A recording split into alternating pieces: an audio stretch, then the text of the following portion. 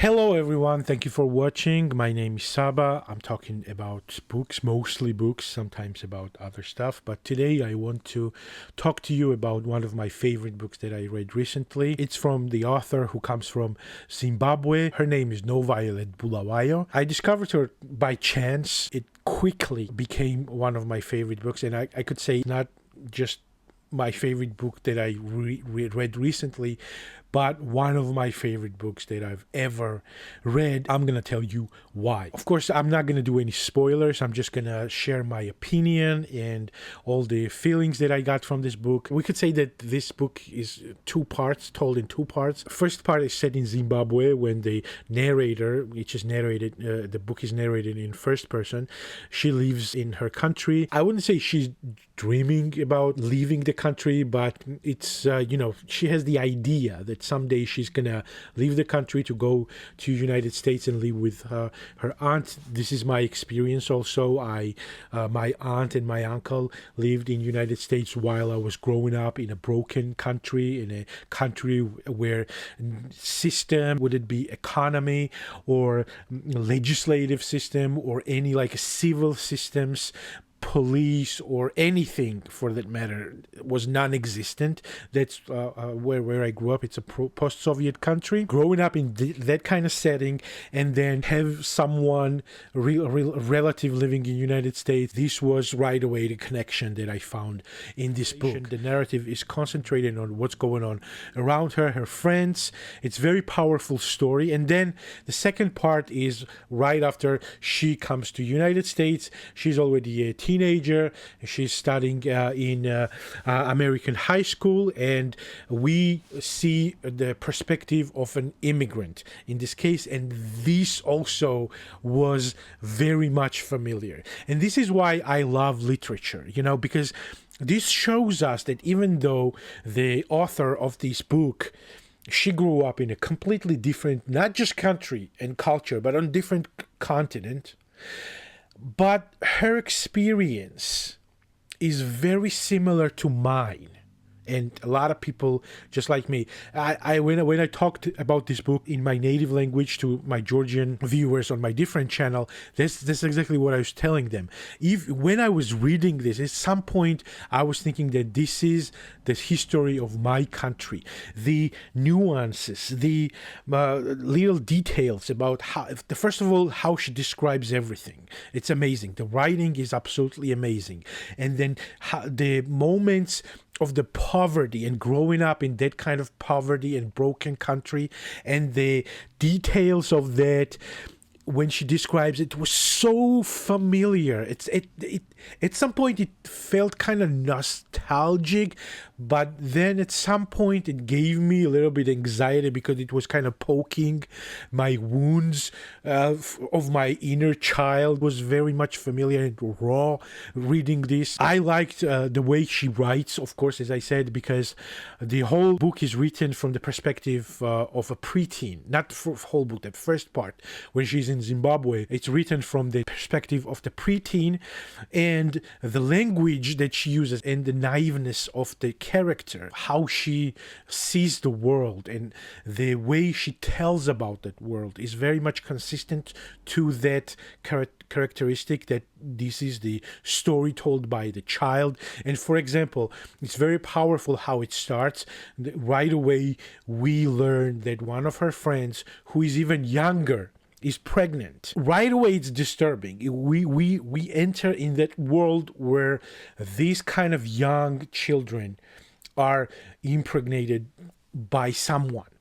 We don't know, because nobody talks about it. They don't have an idea what's going on with her. Why is it wrong? Is it wrong even? They don't know anything about it. And that is the pure mind of the child, how they cannot even perceive that evil that has happened to one of them and one of the friends of hers. That childish perspective follows in a second chapter, in which we find out how her young friend got pregnant. And it's a glimpse of the hint And when you read it, what the information was just relayed to you from the characters, from the story. You right away know what happened. You got the information. But the children who hear this and who are talking about this, they have no idea that something was revealed about that evil that has happened to one of them.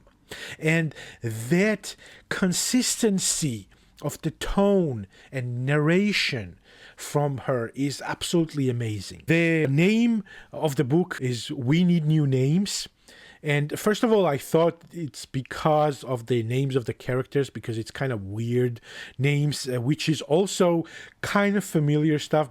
And then I looked up and I saw that in Zimbabwe and in other African countries, they have this kind of tradition that they give weird names to their children, like, for example, freedom or independence or God knows, and that kind of stuff. Bastard is one of the names of the characters. In Georgia, we also have these weird name traditions. Like, for example, you will have someone who is named Arve Lodi, which means I didn't expect you, because, for example, if someone has 3 daughters and then they have the son who fourth child is a male, they would name them I didn't expect you, or I was expecting you, and like, thank God you're here, that kind of names. Or there's a tradition that people would say, like, please God, give me the son and I will name them like Arve Lodi or Shenge Lodi, which means like I was expecting you, or I was waiting for you, or I was not expecting for you. This is what the names mean. Or sometimes, for example, there's like 3 or 4 boys and they want a girl, and when the girl is born, they would name her, like, for example, Gulsunda, which means heart desires or heart's want or something like that. And then also in some parts of Georgia, we have people who name their children like physics or Fanta or stuff like that. So that also was kind of familiar, and it was, again, this shows me, and this is why I love literature, that it just basically erases all the boundaries, and you see how much in common we people have on not just emotional, historical, or cultural levels, but in just small details like everyday life, this naming tradition, and boom, like somewhere in the middle of Eastern Europe and then somewhere in Africa, we have this kind of similar tradition of giving our children weird names. But apparently it wasn't the reason to have a title like We Need New Names. I don't want to spoil it, because in my opinion, the chapter which has the same name as the book is the most powerful chapter in the book. And it's absolutely shocking. It's, again, very naive, but then reveals so much about these broken countries and how it is when people grow up in those broken countries. I don't want to talk too much about it, because I might reveal some stuff, and I think, in my opinion, this is the book everybody should read. If you come from a broken country and if you grew up in this kind of environment, you should read it, and you will see, again, how much in common we have with different countries and different cultures. And if you are someone who grew up in a country which was more privileged, I would say, then you will see from where we are coming from.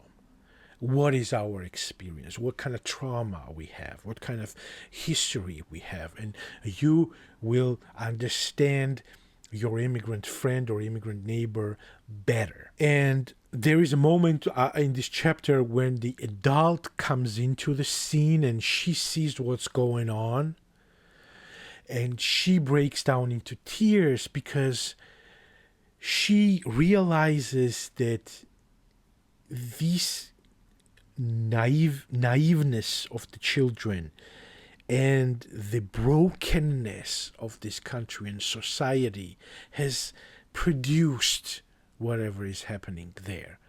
And for her, she doesn't get angry with those children, because she knows that they are just kind of playing. They are putting themselves into the danger but they don't know better. This is the cards that they were dealt. This is the information they have. This is what they have heard, what they have seen, and they are acting accordingly. And that makes her very emotional to realize what it has become, the country that they are living in. And it's very powerful, very heavy, emotionally charged chapter. I don't want to talk too much about other details because again, I don't want to spoil anything. I think that the revealing of everything, and when you enter in this world and you look around with the eyes of those characters and you feel the emotions that these characters feel, it's very powerfully written, and you should experience it on your own. The second part of the book is also very powerful. Main character, how she sees everything, then how the world sees her and how she is perceived by the world and what kind of challenges she has. And then with all this, she moves to America, right? And then how she adapts to it, how America welcomes her, how America receives her, how she's finding her place in there.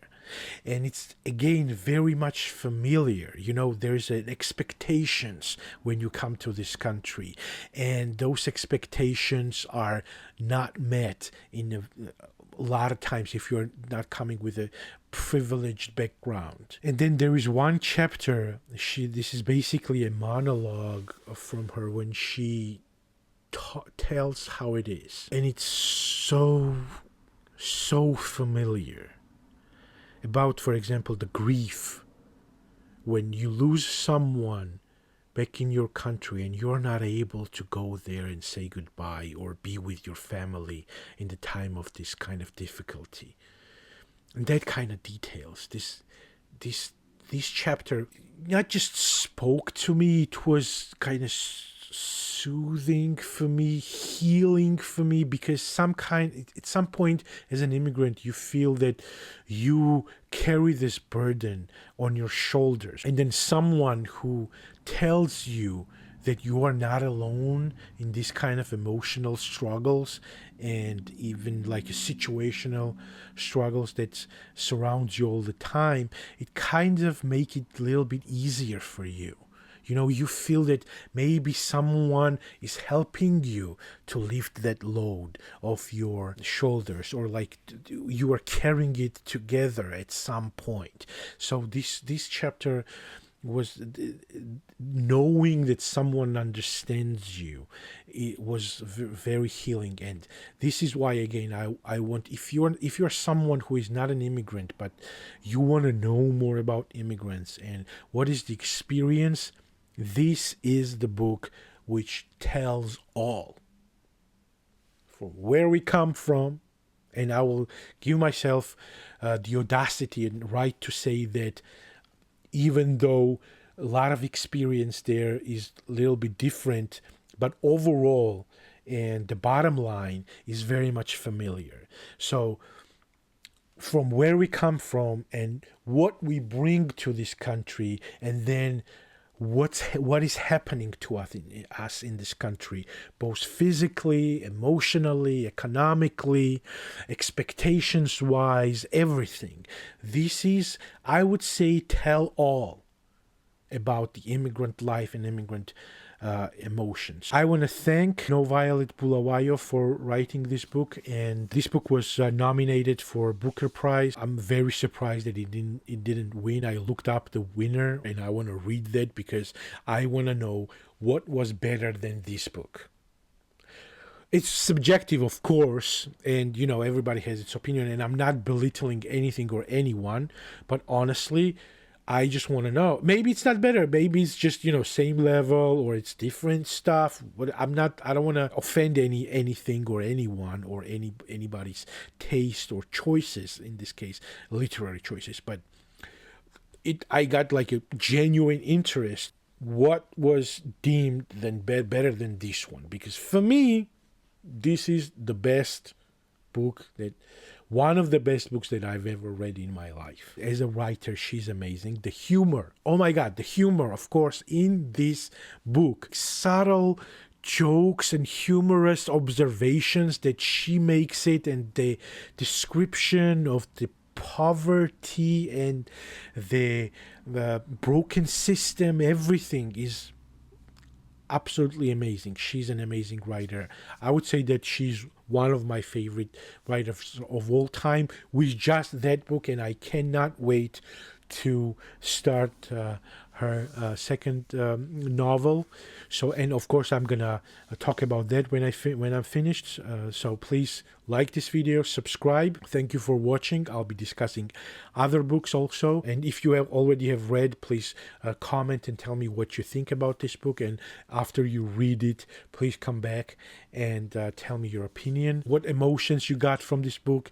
And if you are someone who is immigrant, who comes from the broken country, and you have a similar experience, tell me what was familiar for you. It would be let's just talk about this, because I know that a lot of people would find this very much familiar, healing, soothing, and like carrying this big burden on your shoulder, with sharing this weight with someone for a little bit. This is why reading is good. This is why literature is amazing, and this is why we should read more books and then, of course, talk about it. So please let me know what you think, and thank you for watching again.